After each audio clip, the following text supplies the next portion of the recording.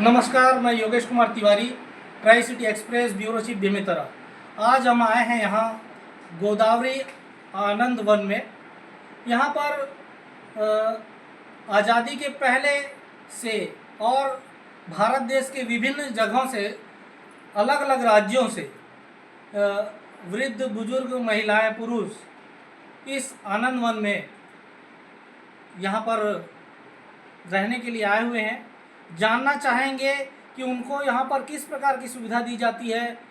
योगेश कुमार तिवारी जी और कल्पना तिवारी जी की तरफ से, और यहाँ के स्टाफ का व्यवहार उनके लिए किस प्रकार से है, और बहुत सारे उनके जीवन के बारे में ऐसी जानकारी जो आज तक कैमरे से छुपी रही है, उनके बारे में पूरी जानकारी लेना चाहेंगे हम।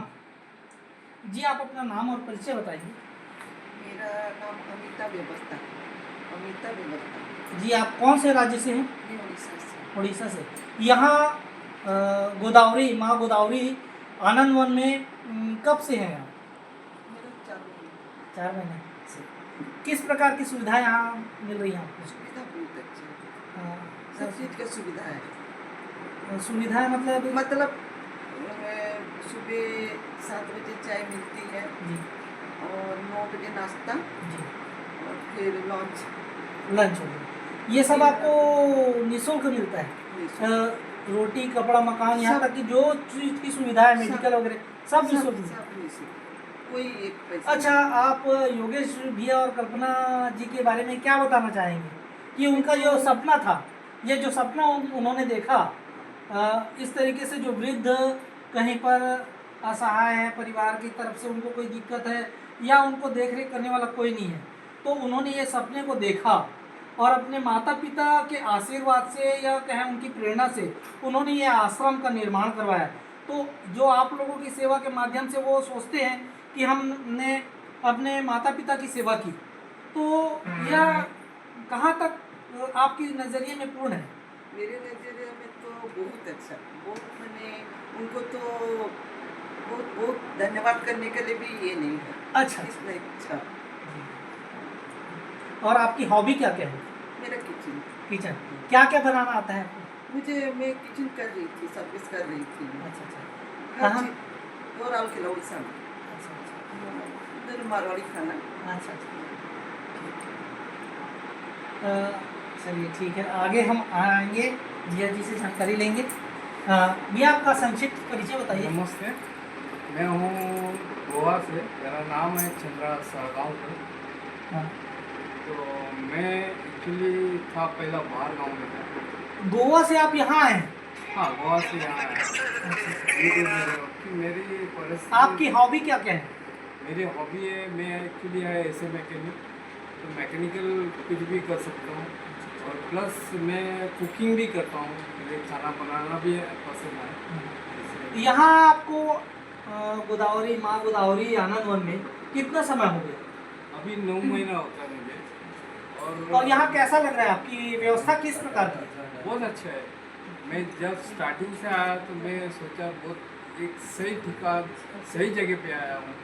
ये मतलब तो मेरे को एक गॉड गिफ्ट मिला है इधर आने के बाद। आप भैया योगेश भैया वो और कल्पना जी को क्या कहना चाहेंगे? योगेश तिवारी और मैडम कल्पना तिवारी, इनको तो मैं थैंक्स बोलता हूँ, और इनको गॉड ब्लेस मैडम तिवारी को। और प्लस अपने मैनेजर सीपी सेन, उनकी वाइफ है मैडम, उनको भी थैंक्स बोलना चाहता हूँ। उनको गॉड ब्लेस देना चाहता हूँ। ऐसा कौन सा कारण था जिसकी वजह से आपको यहाँ आना पड़ा? एक घर का प्रॉब्लम। मैं एक तो बाहर 26 साल निकाला, मैं बाहर था अबू धाबी में एयरपोर्ट पे। उसके बाद मैं घर पे आया तो पैसे के बारे में बहुत लफड़ा हो गया, तो मुझे घर से बाहर निकलना पड़ा। वहाँ से फिर मैं 6 साल में भारी काम किया, जो नहीं करना काम वो काम किया मैंने। एक रूम बॉय का काम किया, डिश वॉशिंग का काम किया, और अपना होटल में मैं डिश अपना प्लेट उठाने का काम किया। इतना काम अभी वर्तमान में आपकी उम्र क्या होगी? मेरा जन्म है 1961 का है, 1961 का है, 4/4/1961। तो जैसे आज़ादी के बाद बोलते हैं भारत बहुत तरक्की किया, तो क्या यह विरासत संस्कृति और अपने संस्कारों का एक तरीके से अपमान नहीं है, जो अपने बड़े बुजुर्गों बच्चों के द्वारा जैसे पेरेंट्स को यहाँ पर किसी भी मजबूरी के तहत लाना पड़ जाता है, तो क्या यह किसी तरीके से आप ये समझते नहीं है कि यह पतन है या उत्थान है? क्या देखेगा? नहीं, मुझे तो ये अच्छा नहीं लगता है। नहीं लगता। पहले की जनरेशन जो अच्छी थी, अभी तो वो जनरेशन है ही नहीं। जी जी। माँ बाप को देखिए, अभी इन्होंने कहा, बुजुर्ग मानते भी हैं कि यह उत्थान नहीं पतन है, तो भारत किस ओर जा रहा है यह हमारे युवाओं को सोचना चाहिए। यह बहुत गंभीर विषय है, इसके लिए हम आगे और चर्चा करेंगे। जी, आप अपना परिचय बताएंगे भैया, क्या नाम है आपका? मेरा नाम दादाजी। है मधुकर जी तांबट। हाँ जी, आप कहाँ से हैं? मैं हूँ रत्नागिरी, महाराष्ट्र। जी जी, महाराष्ट्र से आए हैं। जी, जी, आप यहाँ पहुँचने का और इतना लंबा समय व्यतीत करने का कारण क्या था ये बताइए? मैं अकेला हूँ, मेरी बेबी हाफ होगी, मेरी बेटी हाफ होगी। अच्छा। इस वास्ते मैं यहाँ आया हूँ। यहाँ मुझे बहुत अच्छा लगता है। तिवारी साहब और मैडम ने इतना अच्छा आश्रम बनाया है कि बड़ी बड़ी पहाड़ी होगी हाँ। तो पहाड़ी को भी वो दोनों आएगा तो बाजू में हटना पड़ेगा। इतना अच्छा काम किया है कि उनको कोई रोक नहीं सकता। पहाड़ी भी बाजू में हट के उनको रास्ता जाने के लिए खुला करेंगे। तो आप उनका दिल से, तहे दिल से धन्यवाद करना चाहते हैं? धन्यवाद करने के लिए मेरे पास शब्द नहीं है, लेकिन ये आएंगे तो उनको कोई रोक नहीं सकता। इतना अच्छा काम किया है। अच्छा, आशीर्वाद स्वरूप आप योगेश तिवारी भैया और कल्पना दीदी को क्या कहेंगे? मैं बोलेंगा ऐसा ही जनते के लिए आप इतना कर रहे हैं और जनते को इतना खुश रखते हो तो खुदा आपको कुछ कम नहीं करेगा। जी जी, ये हम आगे देख सकते हैं और आगे भी हम चर्चा करते रहेंगे लाइन से। सर, अपना नाम और परिचय बताइए। जवाहरलाल नेहावत, राजस्थान से हूँ। राजस्थान मेरा गांव है। राजस्थान से हैं। गांव का क्या नाम आपके? दांता, अ, डिस्ट्रिक्ट सीकर। सीकर से। तो आपके यहाँ आने का क्या कारण था सर, किस प्रकार से? पारिवारिक विवाद की वजह से। तो ये आपको यहाँ कैसा महसूस हो रहा है? अच्छा, बहुत अच्छा। बहुत अच्छा। यहाँ की व्यवस्था से आप खुश हैं? हाँ, बिल्कुल। सब चीज़ आपको यहाँ पर कैसा निःशुल्क व्यवस्था है कि क्या है? निःशुल्क है। निःशुल्क। और कैसा महसूस करते हैं आप? बहुत अच्छा। क्या कहेंगे आप योगेश भी और कल्पना दी? बहुत बहुत धन्यवाद। धन्यवाद देना चाहूँगा। और जैसे मान लीजिए किसी बुजुर्ग को इसी प्रकार से कहीं तकलीफ है परिवार में, या कोई देखने वाला नहीं है, या युवक पीढ़ी कहे कि जो अपने बुजुर्ग को रखने में सक्षम नहीं है, तो उनको क्या कहेंगे आप? यहाँ आ जाओ, यही करें। यहाँ आ जाओ, अच्छा है, यही करें। ये आप देख सकते हैं कि जो बुजुर्ग हैं यहाँ कितने प्रसन्न हैं, और वह अपने मन से बहुत प्रसन्न है। उनको यहाँ सभी चीज़ की व्यवस्था मिल रही है। और अभी हम एक चर्चा करेंगे जो आज़ादी के पहले से जिनका जन्म हुआ और वे आज यहाँ हैं। जानना चाहेंगे कि वो अभी कैसा महसूस कर रहे हैं। जी, अपना नाम और परिचय बताइए। मेरा नाम मोहनलाल विजयवर्गीय। भैया थोड़ा आवाज़ थोड़ा सा जोर से बोलिए, क्योंकि आवाज़ इसमें थोड़ा कम आती है। मेरा नाम मोहनलाल विजयवर्गीय है जी। और मैं 85। अच्छा मोहन भैया, आपका जो डेट ऑफ बर्थ है वो थोड़ा जोर से बताइएगा, क्योंकि लोग विश्वास नहीं करते। आपके पर्सनालिटी को देख के लोग ऐसा बिलीव नहीं करते कि आप वाकई में आज़ादी के पहले आपका जन्म हो चुका था। मेरा जन्म 5/8/1940 को हुआ था। अच्छा अच्छा अच्छा। आपने कई सावन देख चुके हैं, है ना? आपने राजनीति के कई उतार चढ़ाव देखे, और आप यहाँ आए तो किस कारण से यहाँ पर आए हैं, और कैसा यहाँ आने के बाद कैसा महसूस कर रहे हैं बताइए। पारिवारिक परिस्थितियाँ, मतलब बच्चे की वजह से थोड़ा बच्चा गलत था, इस वजह से मैं यहाँ आया हूँ। और वैसे मैं 10 साल से मतलब आश्रमों में हूँ। मैं पहले राजस्थान था और अब वहाँ से छोड़ के इधर आया। अच्छा, ऐसा कितने निःशुल्क आश्रम होंगे जिनके बारे में आप जानते हैं, इस टाइप की व्यवस्था? मैं तो अभी एक ही आश्रम में 10 साल रहा हूँ। कहाँ? अजमेर में। हाँ, वहाँ कैसी व्यवस्था थी? वहाँ भी ठीक थी व्यवस्था, पर मेरी और मैनेजर की बनती नहीं थी मतलब, अच्छा अच्छा इसलिए मैं वहाँ से छोड़ के आया हूँ अच्छा अच्छा। यहाँ। अच्छा, यहाँ जैसे आए हैं आप, और कब से हैं यहाँ? मैं 3 महीने से यहाँ हूँ। अच्छा अच्छा, और कैसी व्यवस्था है यहाँ? मैं बहुत अच्छी व्यवस्था है और हर चीज़। योगेश भैया और कल्पना दी के लिए आप क्या कहना चाहेंगे? उनके लिए कोई शब्द नहीं है हमारे पास कि उन्होंने किस प्रकार से मतलब इसको मेंटेन करा हुआ है और कितना अच्छी जगह बनाई है कि एकदम से खुला वातावरण चारों तरफ से। इस प्रकार की जैसे परिस्थितियाँ हो जाती हैं, बुजुर्गों को युवा पीढ़ी के द्वारा अलग नहीं करना चाहिए, क्योंकि भारत की संस्कृति ऐसी नहीं है कि अपने माता पिता को अलग कर दे, छोड़ दे। इस प्रकार की ऐसी कौन सी परिस्थिति बनती है जिनके कारण अपने माता पिता को, अपने जन्मदाता को, बच्चों को अलग करना पड़ जाता है? तो इससे बच्चे भी खुश नहीं रहते हैं, ना ही माता पिता को ही अलग रहने का जो दुख उठाना पड़ता है, ये बहुत पीड़ादायक है। तो इसके लिए आप क्या सोचते हैं कि ये इसको किस प्रकार से ठीक किया जाना चाहिए? क्योंकि आपकी उम्र और तजुर्बा वो हमारे से कई गुना अधिक है, तो मैं आने वाली पीढ़ी के लिए आप ऐसा कौन सा मैसेज देना चाहेंगे जो जिससे कि इस प्रकार की स्थिति पैदा ना हो? एक तो लड़कों का कम पढ़ा लिखा होना, दूसरा लड़कियों का ज़्यादा पढ़ा लिखा होना, ये आज की परिस्थिति को बिगाड़ता जा रहा है और इससे पारिवारिक मतलब है ना जो स्थितियाँ मतलब खराब होती जा रही हैं। देखिए, पढ़ाई से तो कोई स्थिति बिगड़ती नहीं है, लड़के कम पढ़ रहे हैं ये बिगड़ लड़कों रही- की गलती है, बिगड़ रही और है ना। लड़कियां ज्यादा पढ़ रही हैं, बिगड़ ये- रही है ना। ये लड़कियां पढ़ रही हैं, ये तो उनकी अच्छी सोच है, नहीं। लेकिन परिवार सोच- सही नहीं चलाती है ना। अच्छा, लड़कियां परिवार की नौकरी करने के कारण परिवार को समय नहीं हाँ, देती। समय नहीं दे पाती है। हाँ।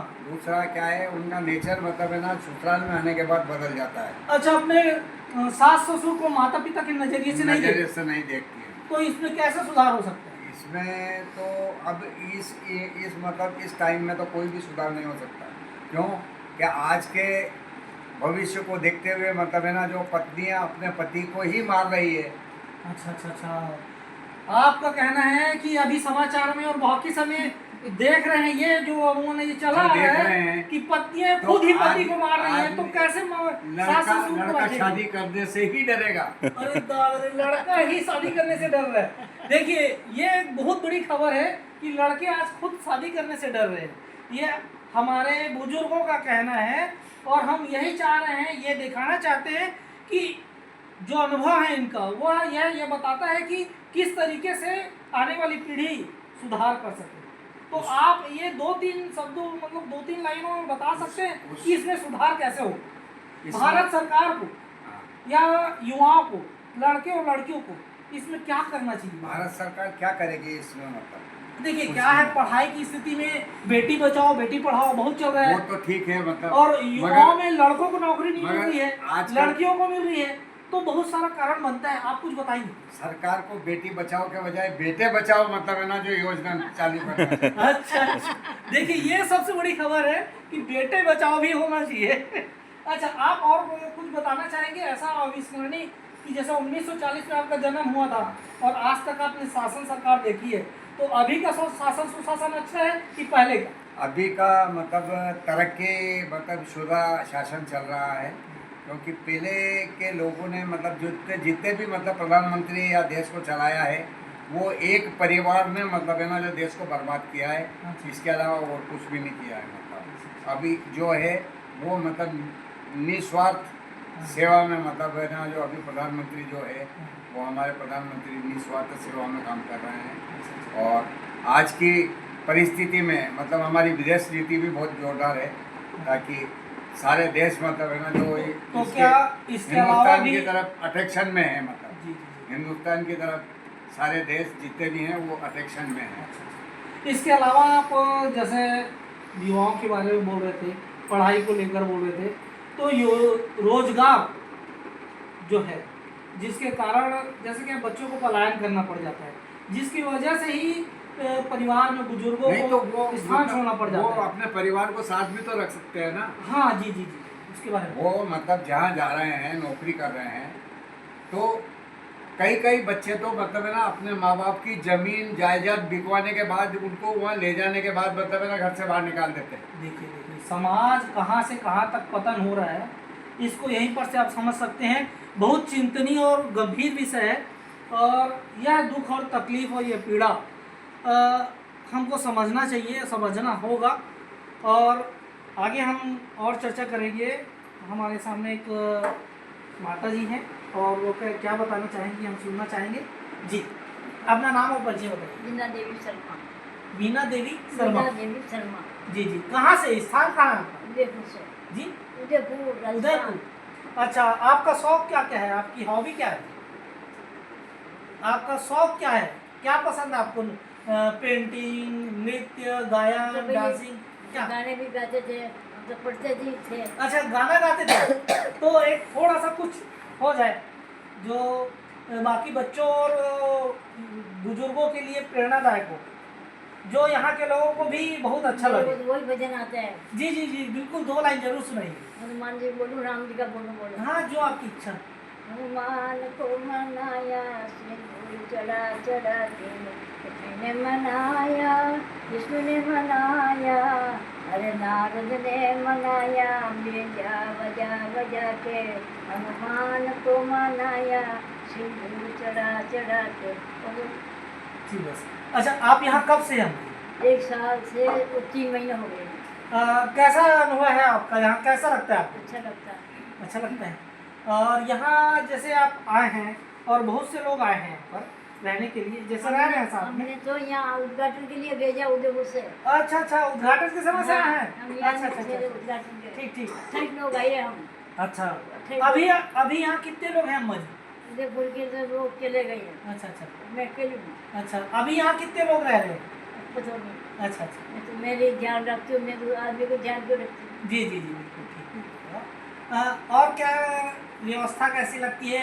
योगेश भी और कल्पना दीदी को क्या कहना अच्छा चाहेंगे? है, भगवान उनको खुशी रखे, खूब रोटी रोजगार में तरक्की हो, उम्र बढ़े। उनके इस प्रकार के सेवा काम को अच्छा लगता है। देखकर आपका मन कैसा करता है? अच्छा क्या लगता है। अपने बच्चों के पास जाने का मन करता है कि आपको यहाँ अच्छा लगता है? मेरे तो बच्चे है ही नहीं, मैं तो यहीं रहती हूँ। अच्छा अच्छा, ठीक है। ये देखिए, हम यहाँ पर बहुत से अपने बुजुर्गों से बात की और उनके बारे में जानना चाहे और उनके विचार क्या हैं, किस तरीके से आए हैं। आप आइए थोड़ा सा, भैया आइए, इधर आ बैठिए। जी बैठिए। जी, हम जानना चाहेंगे, हमारे सामने एक बुजुर्ग और हैं। जी भैया, आपका नाम बताइए। मेरा नाम विनोद कुमार भारोटिया है, मैं राउरकेला उड़ीसा से हूँ। जी जी, कब से अभी? मैं करीब 10 महीने से।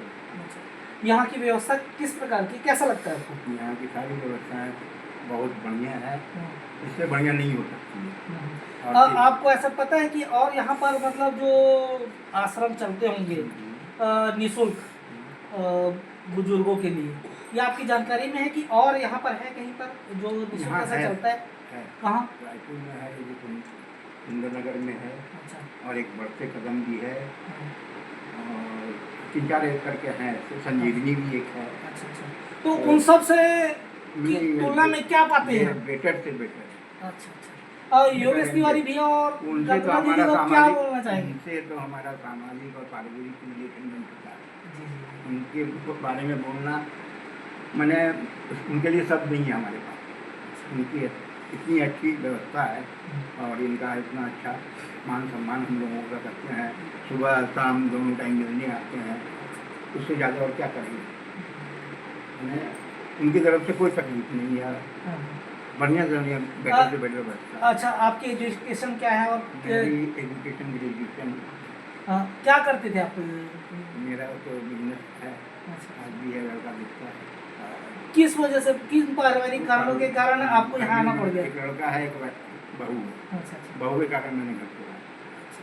देखिए आज की युवा पीढ़ी है जिनके कारण बुजुर्गों को ये तकलीफ होती जा रही है, या कहें कि पारिवारिक स्थिति इस प्रकार से बन जाती है कि जो नहीं होना चाहिए, हमारे कहना चाहिए कि जो संस्कृति परंपरा और हमारी जो विरासत थी वो कहीं कहीं पर ऐसा लगता है कि जो ऋषि मुनियों की भूमि हमारी भारत माता, वह कहीं पर देखने को लग रहा है कि विकास तो हो रहा है लेकिन कहीं पर हमारा पतन हो रहा है। तो उसको कैसे ठीक करने की क्या क्या करना चाहिए, ऐसा आपको लगता है कि क्या करें तो ये इसमें सुधार हो? ये तो अब यंग जनरेशन को सोचना है कि माता पिता के साथ कैसा व्यवहार करें, उनका कैसे इज्जत करें। हम लोग तो अब कुछ नहीं कर सकते, जो करना है बच्चों को करना है। सारी जो भी कुरीतियाँ फैली हुई आज के जनरेशन के देखता रहा। तो ये जनरेशन का सुधार है जो हाँ, वो शिक्षा के माध्यम से हो सकता है या रोजगार के माध्यम से, क्या करेंगे? वो तो क्या है, खुद के ऊपर डिपेंड करता है। ना तो शिक्षा काम आएगी उसमें, ना जी एक बार और अपना नाम बताइए। ये विनोद कुमार बागोटिया, राउरकेला, उड़ीसा। जी देखिए, यहाँ पर माँ गोदावरी आनंद वन में हमने बहुत सारे बुजुर्गों से चर्चा की और जानना चाहा कि वह अपना समय किस प्रकार से व्यतीत करते हैं, यहाँ की किस प्रकार की सुविधाएं हैं और जो समाज में इस प्रकार की विसंगतियाँ फैली हुई है जिसके कारण से ना चाहते हुए भी बच्चों को अपने माता पिता से अलग होना पड़ा। यह बहुत दुखदायी और कष्टदायक अनुभव है दोनों के लिए।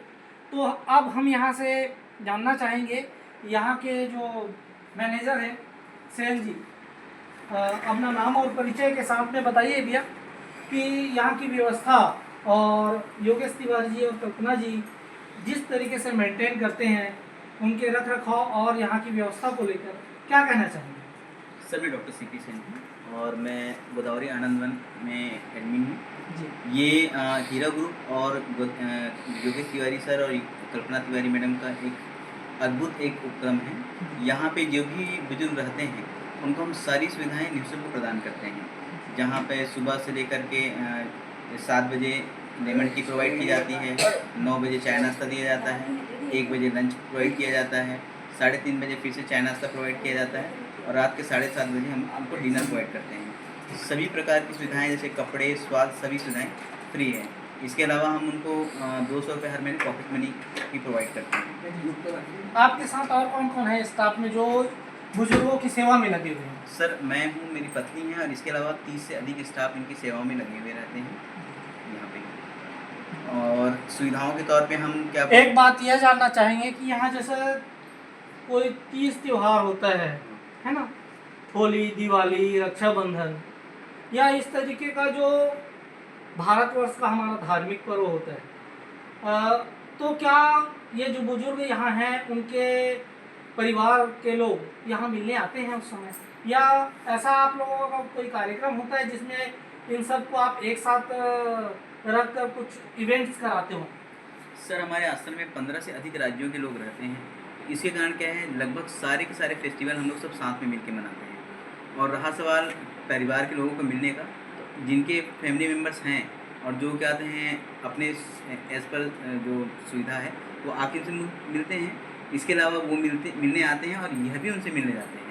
हम इनको क्या बोलते हैं ट्रांसपोर्ट फैसिलिटी प्रोवाइड करते हैं। कहीं स्टेशन से अगर उनको जाना है ट्रेन से तो हम टिकट भी प्रोवाइड करते हैं। मार्केट घूमने जानी है तो हम हमारे पास ऑटो है, बाइक है, स्कूटी है, बस है, कार है, हम सब में इनको निःशुल्क प्रोवाइड करते हैं। बहुत ही महती और बहुत ही अनुकरणीय आप लोगों के द्वारा यह सेवा कर्म किया जा रहा है। जितनी भी इसकी लोगों के द्वारा और बाकी बुजुर्गों का आशीर्वाद है जो आप लोगों को यह कार्य करने के लिए आगे प्रेरित करते रहते हैं।